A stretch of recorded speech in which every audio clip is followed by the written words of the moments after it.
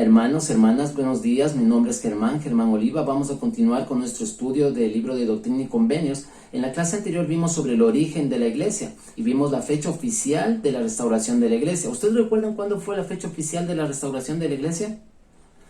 El 6 de abril de 1830. Muy bien. También vimos sobre los oficios del sacerdocio, que el oficio más alto del sacerdocio es profeta. Profeta es el que recibe revelación para toda la iglesia, es el presidente de la iglesia. Actualmente tenemos un profeta, que es Russell M. Nelson. Él puede dirigir la iglesia y cambiar aún todos los programas de anteriores profetas. Puede cambiarlo todo. Por ejemplo, hace algunos años él dijo que en los bautismos ya no era necesario tener un elder o un presbítero para ser testigos. Podría ser testigo cualquier persona que se haya bautizado. Esto, en el tiempo de otro profeta como R. Tad Benson, eso no se podía hacer.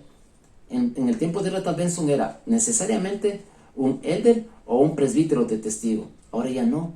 Entonces las cosas van cambiando. La iglesia se va restaurando. A ver, otro ejemplo, se me ocurre en el Antiguo Testamento. En el tiempo de José, que fue vendido, recuerdan José, uno de los 12 hijos de Jacob, él fue vendido y llegó hasta Egipto. Y en Egipto, con el poder de Dios, llegó a ser el segundo detrás del faraón, una especie de vicepresidente de una potencia de ese tiempo. Él decide llevar a su pueblo a vivir dentro de Egipto, pero pasó el tiempo y nació otro líder, Moisés, y Moisés dijo, no, aquí no nos quedamos, nos vamos, y lo saca. O sea, fueron tiempos diferentes en donde el profeta puede decir totalmente lo contrario de los anteriores profetas. Otro ejemplo es que hace algunos años, hace unos pocos años, el presidente Russell M. Nelson dijo que teníamos que ya no asistir 3 horas a la iglesia, sino tan solo 2 horas. Tan solo 2 horas. Ahí nos alegramos de algunos, digo, ah, chévere, ya 2 horas, bueno. Pero lo que no se dijo completamente es que esa hora teníamos que hacerlo el estudio en las casas con el manual Ven, Sígueme. Eso es lo que estamos haciendo ahora. Y eso fue una preparación para el tiempo de pandemia. Por eso estamos haciendo estos videos. Porque estamos estudiando Ven, Sígueme en las casas. Fue una preparación del tiempo de pandemia. Alguien puede decir, pero ya se sabía que iba a venir la pandemia. Bueno, hay comentarios. Otro puede decir, lo que no dijimos en la clase anterior, además de que el profeta es preparado durante toda su vida para servir en un cierto tiempo que le toque servir, es que Russell M. Nelson es médico. Miren, qué coincidencia, dirían algunos, esto es pura coincidencia.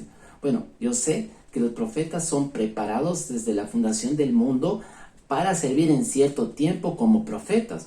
O sea, ¿qué posibilidades puede haber de que justo tengamos un profeta médico en plena pandemia? ¿Qué posibilidades puede haber eso? Yo recuerdo a algunos líderes de la iglesia que han sido médicos, por ejemplo, en el tiempo de Jesucristo, uno de los apóstoles, Lucas, era médico, pero él no era el líder de la iglesia. El líder de la iglesia era Pedro. La profesión de Pedro, pescador. Pero ahora, justo ahora que nos toca vivir la pandemia, tenemos la ventaja de tener un médico como profeta. Entonces el Señor nos escoge primero, porque Él dice, ustedes no me escogieron a mí, sino yo escogí a ustedes. Nos escoge y ve nuestros atributos o nuestros talentos para servir. Y Él nos llama a servir dentro de la iglesia para fortalecer la iglesia. Por ejemplo, en Doctrina y Convenios 23, y estamos entrando a la clase de hoy, trataremos de ver hasta la sección número 26. Son secciones pequeñas, vamos a tratar de ver todo. En la sección número 23, el Señor da bendiciones a 5 hermanos. A 5 hermanos, les da bendiciones a cada uno de ellos. Me gustaría que los varones de la iglesia se puedan identificar con alguno de estos, ¿ya? En el cabezado, o en los datos históricos de la sección número 23, dicen los nombres. En la segunda línea estamos, dice Oliverio Cowdery, Hiram Smith, Samuel H. Smith, Joseph Smith, padre, o sea, el papá de José Smith, y Joseph Knight. Ellos, vamos mejor a cambiar de nombre a ellos, ¿ya? Vamos a darles un nombre a ellos, vamos a ver cómo nos va. Oliverio Cowdery le vamos a llamar Javier, a Hiram Smith le vamos a llamar Byron, a Samuel le vamos a dejar en Samuel, a Joseph Smith le vamos a llamar Jorge, a Joseph Knight le vamos a llamar Panchito, ¿ya? Pancho. Vamos a ver cómo nos va. El versículo número 1 hablan de Oliverio Cowdery, entonces le vamos a cambiar por Javier, o pueden poner su propio nombre. Ok, vamos a ver cómo nos va. El versículo número 1 dice, he aquí, Oliver, te hablo unas pocas palabras, he aquí, bendito eres y no estás bajo condenación, mas cuídate del orgullo, no sea que entres en tentación. 2. Da a conocer tu llamamiento a la iglesia y también ante el mundo, y se abrirá tu corazón para predicar la verdad desde ahora en adelante y para siempre. Amén. Entonces, en el versículo 2 tenemos una bendición, que es abrirá tu corazón. Dice también que no estás bajo condenación y que vas a fortalecer la iglesia, que vas a predicar el evangelio. El versículo número 3 habla de Jairo, que le hemos cambiado a Byron. He aquí, Byron, te hablo estas pocas palabras porque tú tampoco estás bajo condenación, y abierto está tu corazón y desatará tu lengua, y tu llamamiento es exhortar y fortalecer a la iglesia de continuo. Por tanto, tu deber es para con la iglesia perpetuamente, y esto a causa de tu familia. Amén. Ok, vamos a analizar estas bendiciones, ¿ya? A Byron, que es Jairo, o mejor dicho, Jairo, que es Byron, le dice, otra vez le dice que no estás bajo condenación, le dice que vas a fortalecer la iglesia, exhortar a los miembros de la iglesia, que eso quiere decir fortalecer la iglesia, y otra cosa que le dice es predicar el evangelio. Predicar el evangelio, ok, muy bien. Vamos a hablar sobre esto de no estás bajo condenación. Esto quiere decir, como vimos en clases anteriores, condenación quiere decir pérdida de bendiciones. Entonces, primero, no estás en pérdida de bendiciones. Otra cosa, en el Nuevo Testamento dice, Jesucristo dice, quien cree en mí será salvo. Entonces, si nosotros creemos en Jesucristo, si nosotros seguimos, recibimos inspiración por medio del Espíritu Santo y hacemos lo que Él nos pide que hagamos, estamos o somos salvos, estamos en salvación. Si es que aún más, si nosotros hemos creído en Jesucristo, si nosotros nos hemos arrepentido de nuestros pecados, o sea, no quiere decir que si es que somos salvos ya no vamos a pecar. Claro que vamos a seguir pecando, y algunos pueden pecar más. Lo importante de esto es creer en Jesucristo y arrepentirnos de nuestros pecados y seguir en el camino. Pero aún más, nosotros hemos decidido, hemos tenido la voluntad y la valentía de bautizarnos como Jesucristo. Entonces estamos en este camino de perseverar hasta el fin, y ahora lo que hacemos es fortalecer a la iglesia, predicar el evangelio, y de esa manera estamos de una especie de salvación y ya no condenación, porque no estamos perdiendo las bendiciones. También le dice sobre fortalecer la iglesia. Cuando hablamos de exhortar a los miembros de la iglesia, estamos fortaleciendo a la iglesia. En el versículo número 4 habla de Samuel, que hemos dicho Samuel, que le hemos llamado Samuel mismo. He aquí, Samuel, te hablo algunas palabras porque tampoco estás bajo condenación, y tu llamamiento es exhortar y fortalecer a la iglesia, y todavía no has sido llamado a predicar ante el mundo. Entonces primero le dice que todavía no predica el evangelio, pero sí tiene que hacer, o sea, al mundo, ¿verdad? Todavía el llamamiento de él no viene después del llamamiento de él para predicar el evangelio. De hecho, fue el primer misionero. Y luego dice que exhortar a los miembros de la iglesia. Eso se tiene que hacer, exhortar a los miembros de la iglesia, y que no está bajo condenación. En el versículo número 5 tenemos a Joseph, y le hemos llamado Jorge. He aquí, te hablo a ti, Jorge, unas palabras, porque tú tampoco estás bajo condenación, y también tu llamamiento es exhortar y fortalecer la iglesia, y esto es tu deber, desde ahora en adelante y para siempre. Amén. El 6 tenemos a Joseph Knight, que le hemos llamado Panchito o Pancho.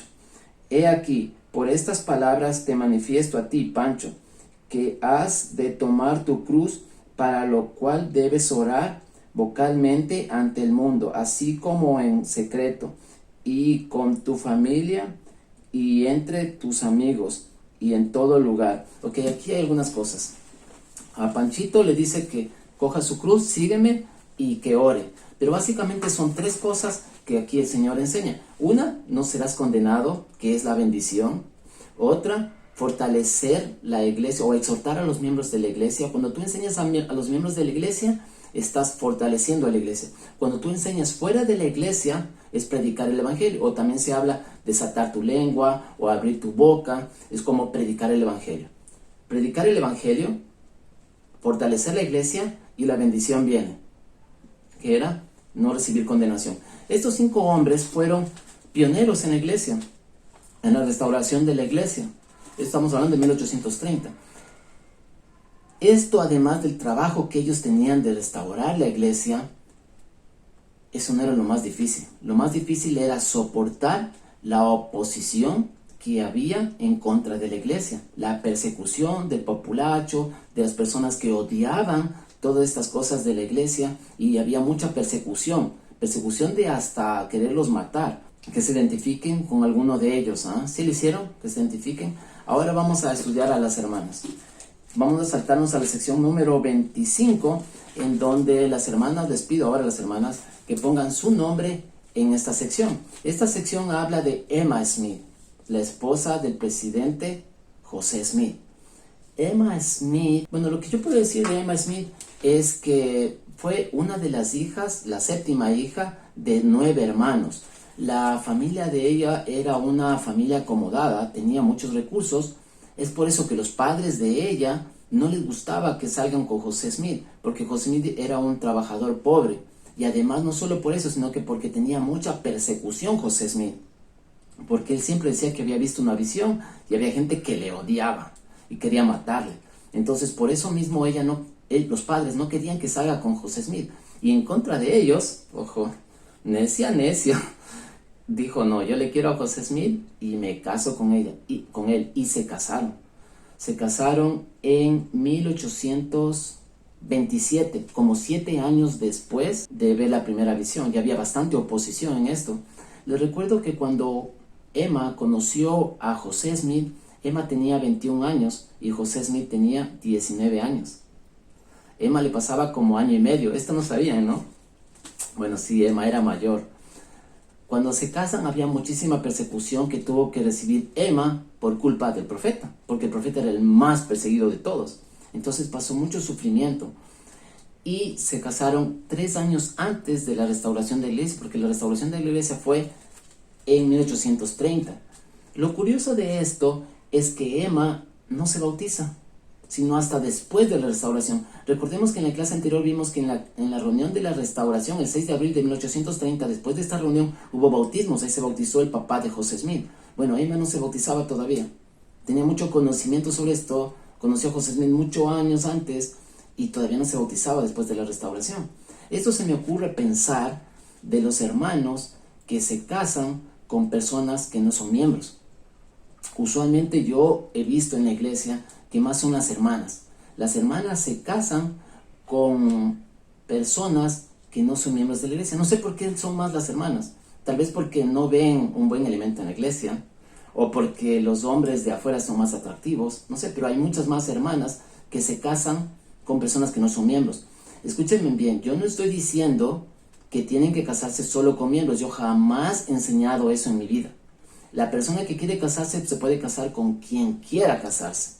Esto me recuerda en el tiempo de mi misión, cuando servía con el elder Brian Powell. Fuimos y dedicamos el lugar de Pauta y Gualaceo para la predicación del evangelio. 2 meses después de esta dedicación, el elder Swallen, un excelente misionero, encontró a una hermana en Gualaceo que ya se había bautizado previamente años antes en Cuenca, que quedaba a 40 minutos. Y ella se había bautizado con una persona se había casado con una persona que no era miembro. Swallen les enseñó a ella para activarla, y él se bautizó. Él llegó a ser el primer presidente de la rama Gualaceo, el primer presidente después de los misioneros, porque los primeros presidentes de Gualaceo éramos misioneros. Ahora, esto yo puedo ver que como ella tenía conocimiento, elder Swallen llegó a donde él porque era la esposa miembro. O sea, la esposa era miembro y por medio de ella fue que se bautizó él. Él era el director del colegio técnico de Gualaceo. Entonces una persona como que conocida en el pueblo, igual se bautizó. Y su esposa le ayudó a hacer esto. Solo que hay muy pocos casos, de experiencia me da, y comencé a estudiar sobre esto. Hace algunos años estudié sobre esto y me di cuenta y supe de una estadística. De 10 personas, de 10 hermanas que se casan con hombres que no son miembros de la iglesia, de 10, solo uno se bautiza. Sí, lamentable, es muy triste. Yo recuerdo que cuando serví, una de las veces que serví como presidente de rama, una de las hermanas se acercó a donde mí, y no les voy a decir el nombre porque capaz que me está mirando, ella debe saber. Ella se acercó a donde mí en una entrevista y me dijo: presidente, lo que usted me diga voy a hacer. Y me quedé como, ¿qué? Y me dijo, mi enamorado no es miembro de la iglesia. Dígame, ¿me caso o no me caso? Si usted me dice que me caso, me caso. Si usted me dice que no me caso, no me caso. Entonces me quedo asombrado y le digo, hermana, la que se va a casar es usted. Yo no me voy a casar con él, usted es el que va a vivir con ella. Y luego le expliqué que lo más importante es el amor. El amor es lo más importante, todo lo puede. Me recuerdo que en la misión yo podía hablarles bien duro a los investigadores y me escuchaban si es que yo les hablaba con todo el amor que salía de mi corazón. Y les hablaba bien duro. Pero si yo estaba enojado y quería pelear, entonces no me escuchaban. Es como cuando tu mamá te dice, ¿sabes qué? Eres un bruto. Y tú le dices, sí, mami, ¿serio? Es algo así. El amor todo lo puede. ¿Y ella qué creen que hizo? ¿Se casó o no se casó? ¿Qué piensan?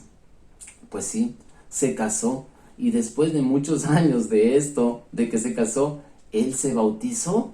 Para sorpresa de todos, especialmente la mía, que él se bautizó. Y no solo se bautizó, sino que se sellaron en el templo y siguen activos. Cuando le veo a él, él me saluda con mucho ánimo. Yo también no puedo demostrar mi ánimo y alegría que verle a él. Y nos saludamos con mucho cariño. Y ellos están sellados. Pero así como hay historias de éxito, también hay historias muy tristes. Yo conocí a una hermana que era una líder en la iglesia, una buenísima hermana que enseñaba caritativamente, ayudaba a todos, una excelente líder, pero su esposo no era miembro. Pero trabajamos bastante con él, le traíamos a la iglesia, él asistía a la iglesia, le gustaba escuchar los mensajes, le encantaba escuchar las clases, pero no se bautizó. Y ahora es mucho más difícil que se bautice. La experiencia me da de que los hermanos que saben que tienen que bautizarse y no lo hacen es porque tienen algún pecado que no quieren dejar. Cuando nosotros nos bautizamos teníamos pecados, claro, ahora también. Pero en ese tiempo cuando nos decidimos bautizarnos es porque decidimos dejar o intentar dejar algún pecado. Pero ellos no, ellos saben que tienen que dejar ese pecado y no quieren dejarlo. Eso usualmente es lo que pasa según mi experiencia. En la mayoría de veces eso es lo que pasa. En la iglesia hemos visto mucho de esto. Pero ahora cuando Emma Smith se casa con José Smith, no solo existía estas cosas, sino mucha persecución. Y Emma Smith recibió mucha tristeza, mucha pena y persecución. Porque además de eso, sus 3 primeros hijos de Emma y José Smith se murieron. Y ese es un gran dolor a los que hemos sentido, los que sabemos cómo es ese dolor de perder a un hijo. Ella perdió los 3 primeros hijos. O sea, miren que ellos se casaron y había algunos años de que no tenían hijos y habían muerto 3. Eso es bien doloroso para ella. Bueno, lo que puedo más decir de Emma Smith, bueno, que es Emma Held, ¿no? Su nombre de soltera, Emma Held. Lo que puedo decir de Emma es que fue una mujer muy valiente, muy valiente. Fue la única mujer que sirvió de escribiente. José Smith traducía y ella escribía. Fue la única mujer, los demás eran hombres. Fue la primera presidenta en 1842, fue la primera presidenta de la Sociedad de Socorro. También fue la primera mujer que recibió investiduras o las ordenanzas en el templo. Emma Smith muere a los 76 años de edad aproximadamente, 76 años de edad. O sea, Emma Smith sufrió toda su vida.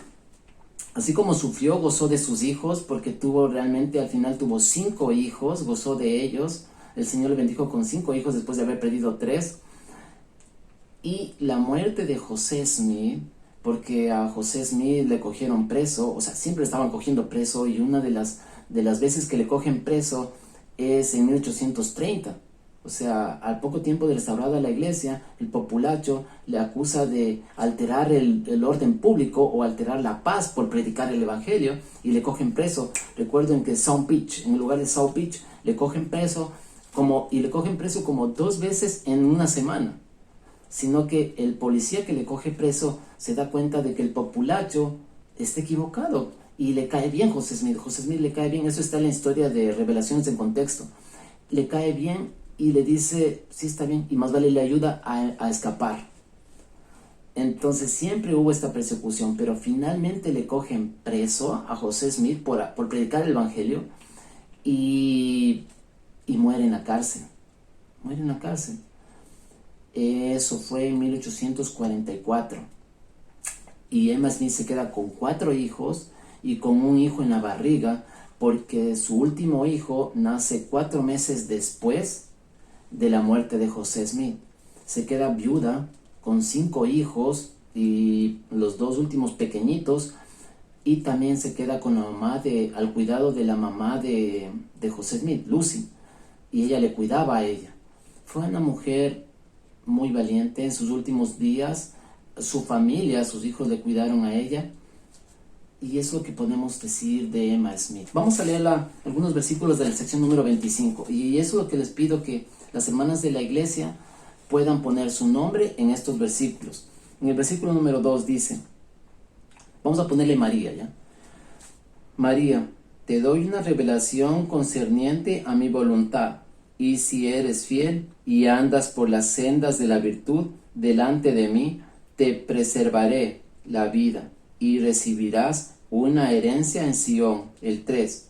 María, he aquí, tus pecados te son perdonados. Eres una dama escogida a quien he llamado.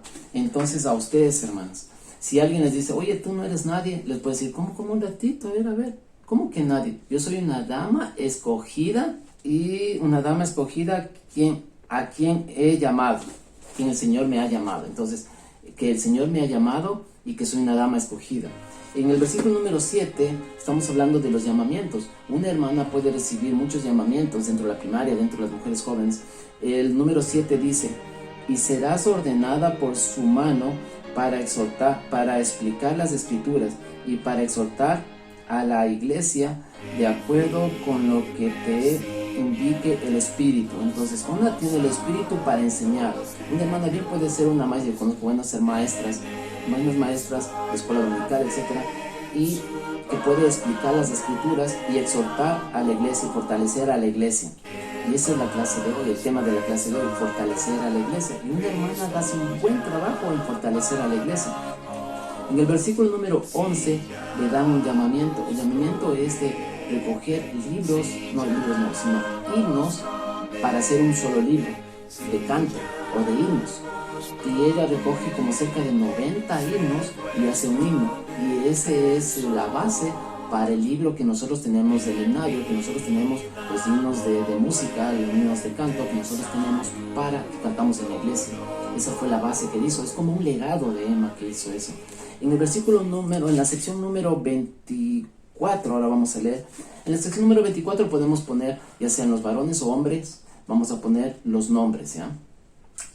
Aquí es una joyita. El versículo número 8 es muy bueno. Vamos a leer desde el 7, ¿ya? Entonces podemos poner aquí nuestros nombres. El 7 dice, porque dedicarás todo tu servicio a Sión, y en esto tendrás fuerza. El 8 es el que me gusta. Sé paciente en las aflicciones, porque tendrás muchas, pero sopórtalas, pues he aquí estoy contigo hasta el fin de tus días. Entonces, aflicciones tenemos algunas. En ese tiempo había muchas aflicciones por la persecución a la iglesia. Bueno, también nosotros tenemos aflicciones, pero dice sopórtalas, porque yo estoy contigo. Y si es que Dios está con nosotros, ¿quién contra nosotros? El versículo número 11 y 12 también vamos a leerlo. Versículo 11. En mí tendrás gloria, y no de sí mismo, ya sea en debilidad o en fortaleza, bien sea cautivo o libre. El 12. Y en todo tiempo y en todo lugar, de día, de noche, abrirá su boca y declarará mi evangelio con la voz de trompeta, y le daré fuerza como no se conoce entre los hombres. Esto es increíble, porque cuando predico el evangelio, cuando el Señor me dice que enseñe, o cuando fui a la misión, abrí mi boca y yo quería tener una voz de trompeta para que llegue bastantísimo. Y se me ocurre pensar, cuando dice al último, y le daré fuerza como no se conoce entre los hombres, se me ocurre pensar en estos videos de YouTube. Si fuera en la iglesia, enseñaría solo a mis alumnos, pero como yo de YouTube llego a muchísimo, y se me ocurre pensar que es una voz de trompeta. Ok, miren, en el versículo número 15 tenemos una maldición. En el 15 dice, y en cualquier lugar donde entréis y no os reciban en mi nombre, dejaréis una maldición en vez de una bendición, sacudiendo el polvo de vuestros pies en contra de ellos como testimonio, de limpiándoos los pies junto al camino. Mire, lo que quiere decir esto en español es que si tú vas a predicar el evangelio y no te reciben, dice que tienes que sacudir los pies del polvo de tus zapatos y limpiarte en el camino. Ok, esto realmente en la misión no me atreví a hacerlo. Algunos misioneros lo hacían, me quedaba como loco porque ellos sacudían los zapatos cuando no lo recibían. Bueno, en la misión los misioneros no lo reciben un montón de veces, ¿no? La mayoría del día está solo siendo rechazado. Pero yo nunca le decía, lo que yo hacía es dar mi testimonio. Por último le decía, mira, estoy aquí y tú no quieres recibir, te estoy tratando de enseñar, dejando mi testimonio, pero sacudirme los pies, eso sí que no hacía. Bueno, como dice en la sección número 26, la que nos faltaba estudiar, que ya vamos a nomás a repasar un poco, dice que todo se hace según su orden. Todo tenemos que hacer según su orden y en su momento. Que podamos ser bendecidos del Señor. Recordemos que al recibir las bendiciones que el Señor nos dice, primero fortalecer la iglesia, predicar el evangelio y recibiremos la bendición de ser salvos y no ser condenados. No estamos en condenación. Que podamos ser merecedores de estas bendiciones. En el nombre de Jesucristo. Amén.